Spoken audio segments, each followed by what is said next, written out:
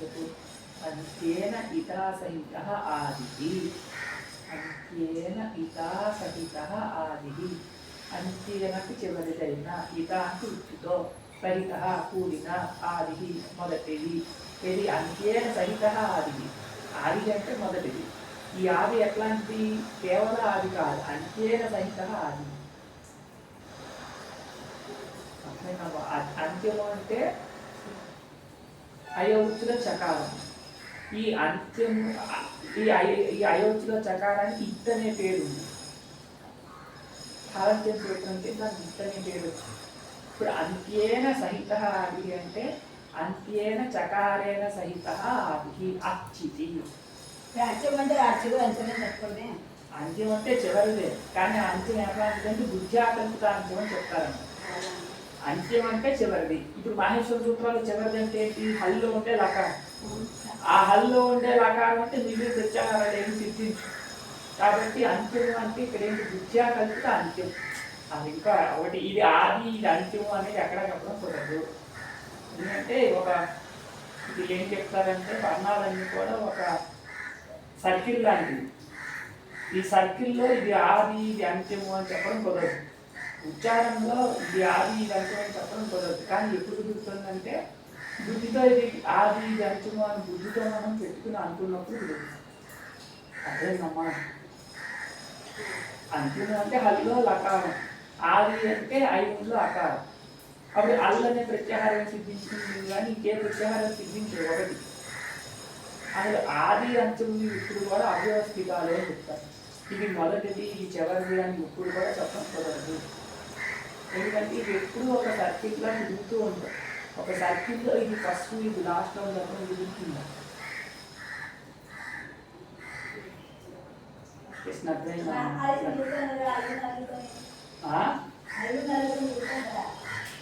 చెప్తారు, కానీ ఉచ్చారణలో ఇది ఆది ఇది అంత్యం అని చెప్పడం అనేది కల్పన వల్లనే కుదురుతుంది. కాబట్టి బుద్ధ్యా కల్పితమైనటువంటి అంత్యము అంటే చకారం. ఈ చకారంతో కూడినటువంటి మొదటిది ఇది అచ్చ అనేది. అర్థమైందమ్మా? అలాగే బుద్ధ్యా కల్పిత అంత్యము అంటే రులుక్కులో కకారం. దీంతో కూడినటువంటి మొదటిది అంటే ఇక్కడి. అర్థమైందమ్మా? ఇవన్నీ ఆలోచన చేత సూత్రంలో సిద్ధిస్తాయి. విద్యాకల్పిత అంత్యేన ఇతా సహితః ఆదిః మధ్యలో శస్త్రాచి సంజ్ఞా భవతి అన్నమాట. అంటే మామూలుగా ఇప్పుడు సంజ్ఞ ఏది సంజ్ఞ అవుతుంది? ఏదైతే ఉచ్చరించబడిందో అదే సంజ్ఞ అవుతుంది. లోకంలో పేరు అంటే ఏంటి? ప్రజ్ఞ అంటే నీకు ప్రజ్ఞ అంటే. ప్రజ్ఞ అని పేరు ఎవరికంటే ప్రజ్ఞ అనే ఒక అమ్మాయికి పేరు, లోకం ఒక వ్యక్తికి పేరు. కొన్ని సందర్భాల్లో ప్రజ్ఞ అనే పేరు ప్రజ్ఞతో పాటు ప్రజ్ఞ కుటుంబానికి కూడా వర్తిస్తుంది. ఏదో ఒక గేమ్ జరుగుతుంది, లేకపోతే అక్కడ ఒక ఈవెంట్లో పిలిచారు ప్రజ్ఞ అని. ఆ ప్రజ్ఞ అనే ఈవెంట్ దగ్గర ప్రజ్ఞ అనే దానికి ప్రజ్ఞ అనే పేరు అర్థం. ప్రజ్ఞ అనే పేరు కలిగినటువంటి కుటుంబం అంతేనమ్మా. ప్రజ్ఞ ఏ కుటుంబంలో అయితే వ్యక్తిగా ఉంటుందో ఆ కుటుంబం అర్థం.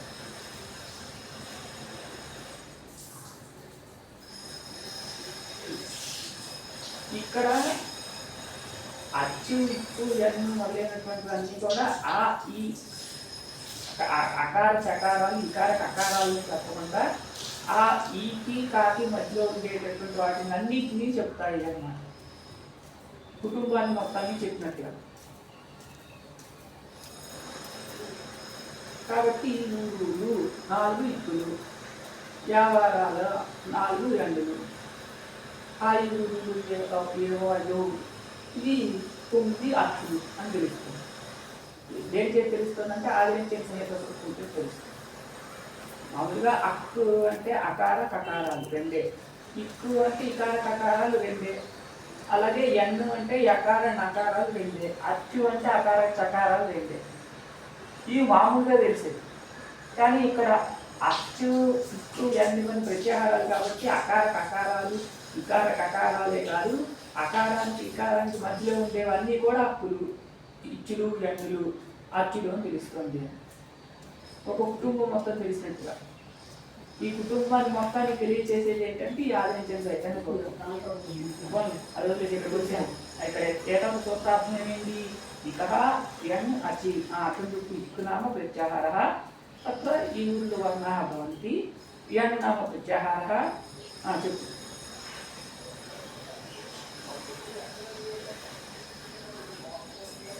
నేనమ్మా చెప్తాను కోరనికి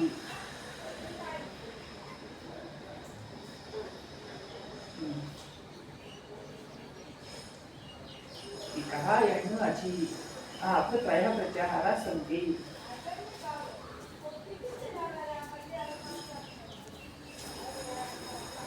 తెలుగు నుంచి వేరే భాషలో చెప్పుకున్నాం.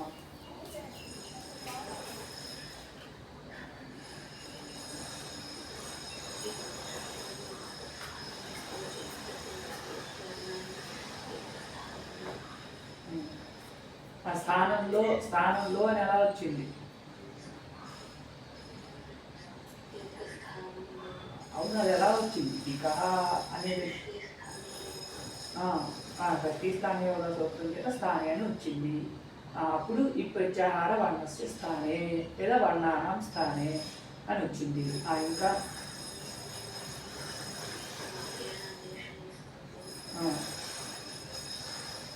ఎప్పుడు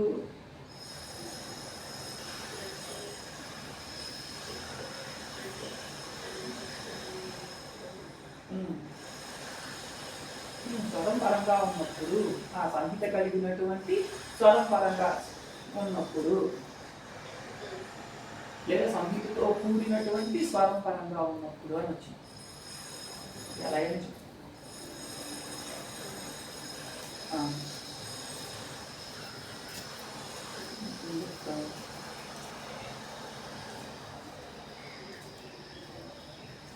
ధాతో స్తన్నిమిత్తస్యేవ చెప్పు.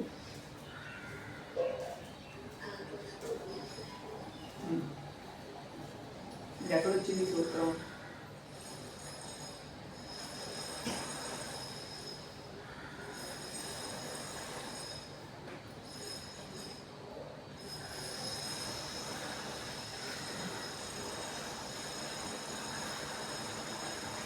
ధాతో స్తన్నిమిత్తస్యేవ.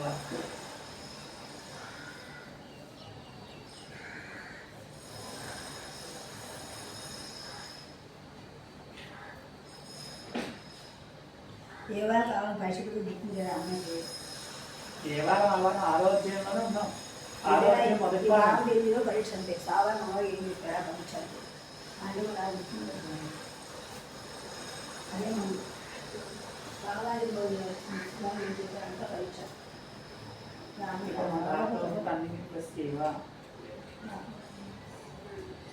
సామాన్యంగా చెప్పేసి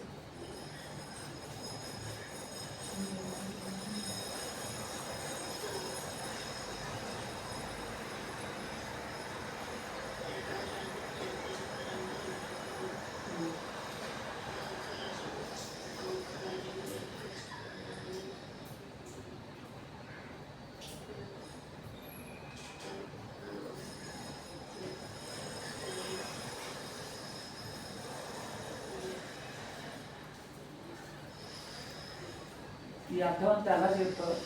ధాతువో తన్నిమిత్తస్యేవ అనే రెండు పదాలు చేతి అర్థం వచ్చిందా? ముందు అవి చెప్పాలి కదమ్మా.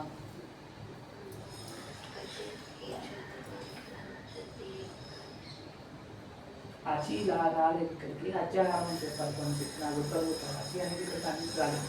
ఏమొచ్చింది? ఈ ప్రక్రియ అనేది వచ్చింది. ఈ ప్రక్రియ ఈ ప్రత్యేకమైన అర్థం ఏంటి?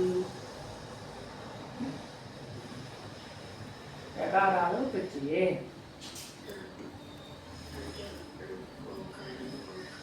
ఆగా చెప్పలేదు ఇంకా. ఈ ప్రత్యయ చెప్పు. ఇక ఓకారం ఓకారం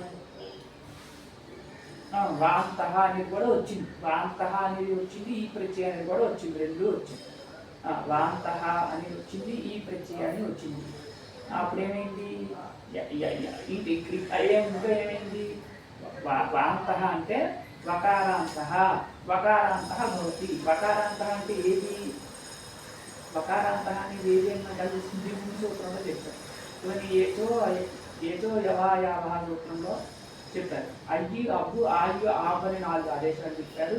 అందులో వాంత అంటే ఏమి? అబ్బు ఆబ్ అనే ఆదేశాలు అని.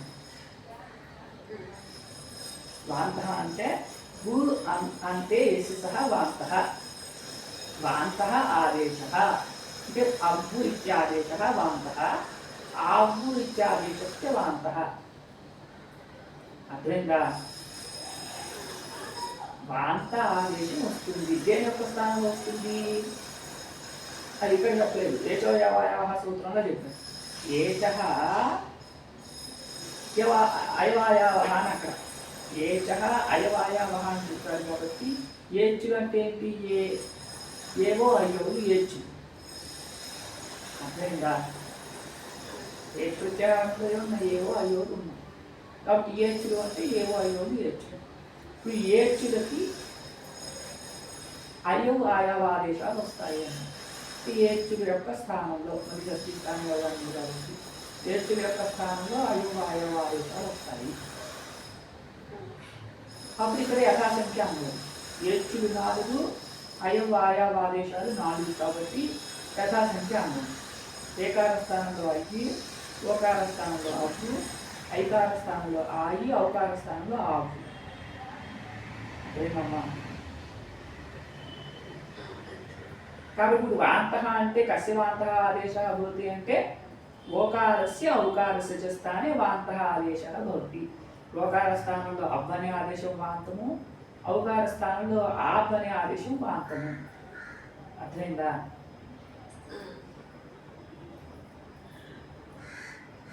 వాంత ఆదేశ భవతి కస్య అంటే ఓతః అంటే ఆ ఓకారానికి, ఆ ఓకారం ఎటువంటిది కావాలి అంటే ఇక్కడ చెప్తున్నారు. ధాతువులో చివరిగా ఉండేది కావాలి. ఓకారం కానీ ఔకారం కానీ. ధాతువులో చివరిగా అయితే ఎక్కడ ఓకారం కానీ ఔకారం కానీ ఉంటుందో దానికి అవవాదేశాలు వస్తాయి. అవవాదేశాలు వస్తాయి ఎప్పుడు అంటే తన్నిమిత్తస్య. దీనికి తన్నిమిత్తస్య అనే దానికి విశేషం ఏంటంటే ఈ ప్రత్యయం అనే దానికి ఇది విశేషం అన్నమాట. అంటే యకారాది ప్రత్యయం ఉన్నప్పుడు, పరంగా ఉన్నప్పుడు ధాతువులో ఉండే ఓకార ఔకారాలకి అవావాదేశాలు వస్తాయి. తన్నిమిత్తస్య ఇక్కడ ఏం చేస్తుంది? ధాతువులో ఉండే ఓకారం కానీ ఔకారం కానీ యకారాది ప్రత్యయ నిమిత్తకం అయితే అన్నమాట. అర్థమైందమ్మా? తన్నిమిత్తస్య అంటే ఏంటి? తత్పదం చేత ప్రత్యయాన్ని తీసుకుంటాం. అంటే యకారాది ప్రత్యయ నిమిత్తః యః ఓకారః అథవా యకారాది ప్రత్యయ నిమిత్తః యః ఔకారః తాదృశ ఓకారస్య ఔకారస్య వా స్థానే వాంతః ఆదేశः భవతి అని వచ్చింది.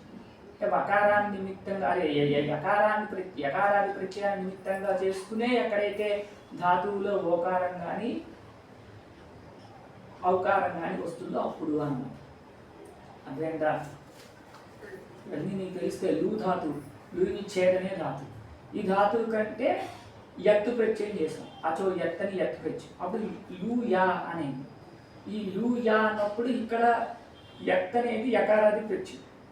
ధాతువులో ఏముంది? లూ అని ఊకారం ఉంది. అదేనమ్మా?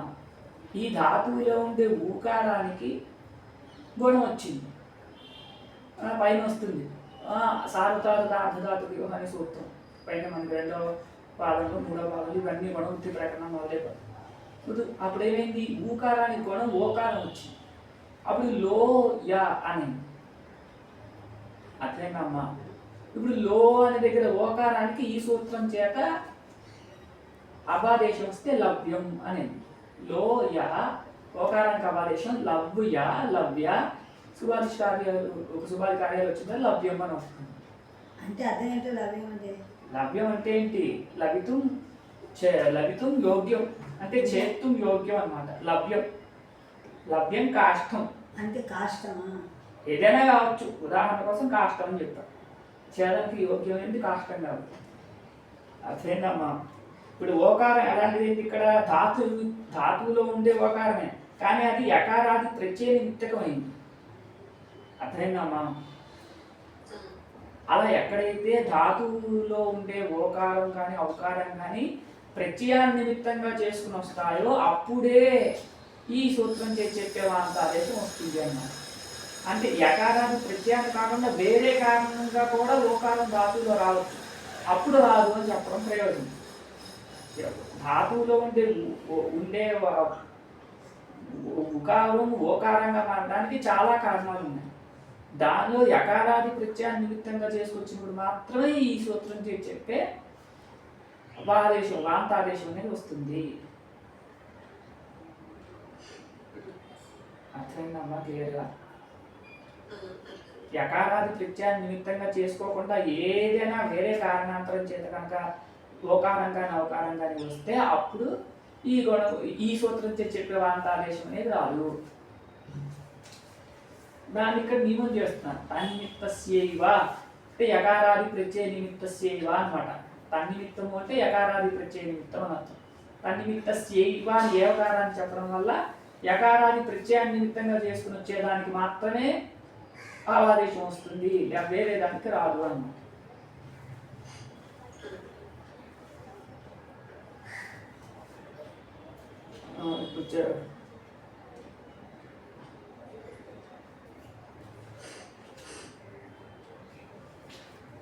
రెండు సూత్రాలే చూసి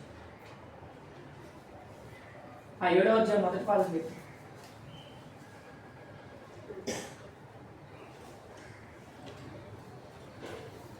దాంతో తను ఏం చెప్పు అక్కడ అమ్మ ఏం చెప్పింది? ప్రభుకి చెప్పింది ఆపేసిందే చెప్పింది కదా, ఇంకేం ఏం చెప్పింది? చెప్పింది? అర్థం చేస్తుంది. ఆ అమ్మాయి అర్థం చెప్పలేదు, మొత్తం నేనే చెప్పాను. వాంతో ఆవాదేసిందా? అవాదేశమైన ఆవాదేశమైన రెండు అని చెప్పమ్మా. మా అమ్మ అర్థం కాదు. దాదాపు తనిమిత్తస్య అర్థం చెప్పు. ఏం చెప్పి అడగా అది ఎప్పుడు అమ్మాయి గుర్తుంటుంది. నా అమ్మ కట్టయిపోయిందా? చెప్పు. యకారాది ప్రత్యయాన్ని నిమిత్తంగా చేసుకుని వచ్చేటటువంటి అవావాదేశాలు ధాతువుకి వచ్చినట్లయితే ఆ ధాతువులో ఉండేటటువంటి ఓకార ఔకారాలకి ఆ వాంతాదేశం వచ్చినట్లయితే యకారాది ప్రత్యయాన్ని నిమిత్తంగా చేసుకునే వస్తాయి. యకారాది ప్రత్యయం నిమిత్తంగా లేనటువంటి ధాతువులో ఉండే ఓకారానికి ఔకారానికి అవావాదేశాలు రావు అన్నమాట. అది సూత్రార్థం. ఆ ధాతువులో ఉండే ఓకార ఔకారాలకి వాంతాదేశం రావాలి అంటే ఆ ఓకార ఔకారాలు యకారాది ప్రత్యయ నిమిత్తంగా చేసుకుని రావాల్సిందే. అప్పుడే అవావాదేశాలు అనేవి వస్తాయి. ధాతో తన్నిమిత్తస్యవ వాంత అనేది వచ్చింది, తన్నిమిత్తస్యవ తప్పడం చేత యకారాది ప్రత్యయం అనేది ఇక్కడ సముచితం అవుతుంది. అప్పుడు యకారాది ప్రత్యయ నిమిత్తస్య యకారాది ప్రత్యయ నిమిత్తస్య ఓకారస్య అథవా ఔకారస్య వా స్థానే వాంతః ఆదేశः భవతి ధాతోః అవయవశ్చేత్. అర్థమైందమ్మా? తర్వాత 7వ అధ్యాయం మొదటి పాదం చెప్పేసి